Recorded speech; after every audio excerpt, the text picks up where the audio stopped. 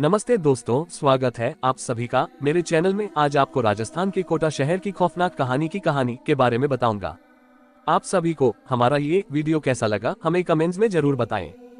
दोस्तों, मेरे चैनल को लाइक और सब्सक्राइब करना न भूलें। लेखक जिगर पटेल। राजस्थान के कोटा शहर की खौफनाक कहानी।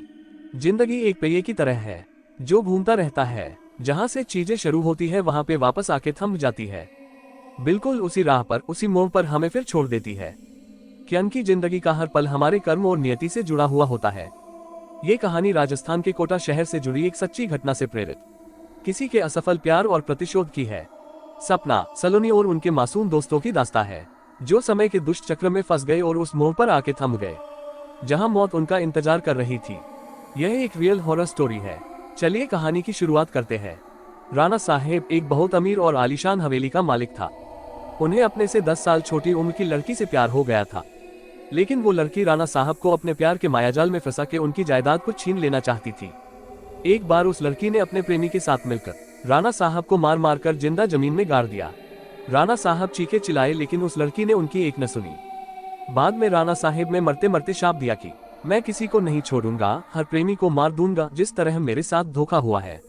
मैं हर प्रेमी को मिटा दूंगा, मैं सबको मिट्टी में मिला दूंगा। और राणा साहब की मौत हो गई। उन दिन के बाद वो जगह और वो हवेली शार्पित हो चुकी थी। वहां जो भी जाता था वो कभी भी वापस नहीं आ पाता था। आज भी राणा साहब की प्रेतात्मा वहां घूमती रहती है। कुछ दिनों के बाद उस हवेली पे एक प्रेमी कपल वहां पे घूमने के लिए आए। सपना और रजत। उन दोनों की सगाई हो चुकी थी, लेकिन शादी करनी बाकी थी।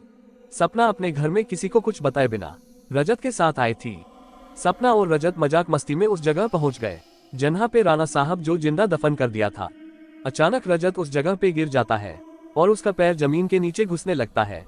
ये देखकर सपना डर जाती है और मदद के लिए चीखने चिल्लाने लगती है, लेकिन कोई भी उसकी आवाज नहीं सुन पाता है। सपना जब उस हवेली में मदद के लिए जाती है तो वही उसे किसी के होने का आभास होता है।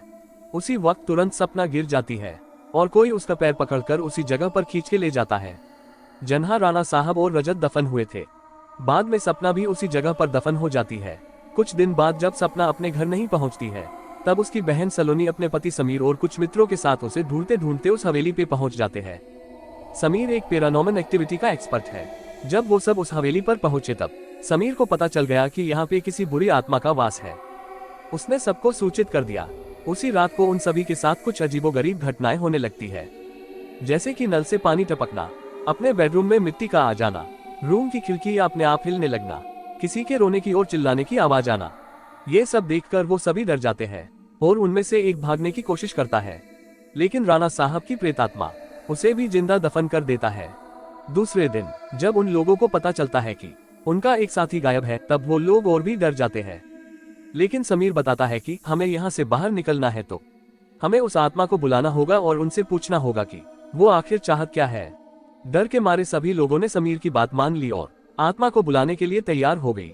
समीर ने एक रूम में सभी तैयारियां कर ली और बताया कि जब तक हम आत्मा से पूरी जानकारी नहीं जान लेते तब तक कोई इस रूम से बाहर नहीं जाएगा और कुछ भी हो जाए कोई किसी का हाथ नहीं छोड़ेगा। समीर ने तंत्र मंत्र से आत्मा को बुलाना शुरू कर दिया। कुछ ही देर में तेज पवन और बिजली के साथ राणा साहब की आत्मा उस रूम में आ गई।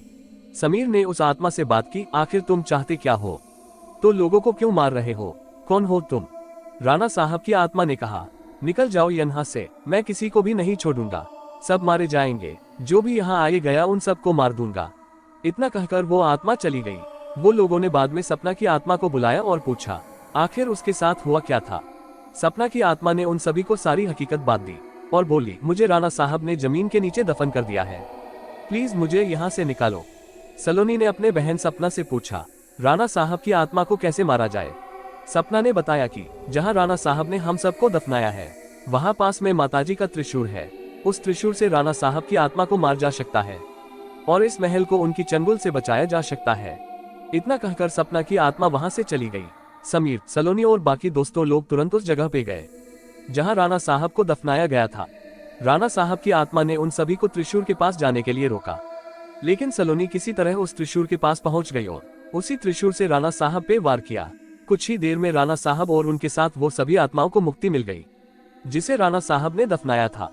दोस्तों, हम फिर मिलेंगे नई कहानी के साथ। दोस्तों, आज का ये वीडियो आप सभी को कैसा लगा मुझे कमेंट्स में जरूर बताएं। और साथ ही साथ मेरे चैनल को लाइक और सब्सक्राइब करना न भूले। Thank you friends.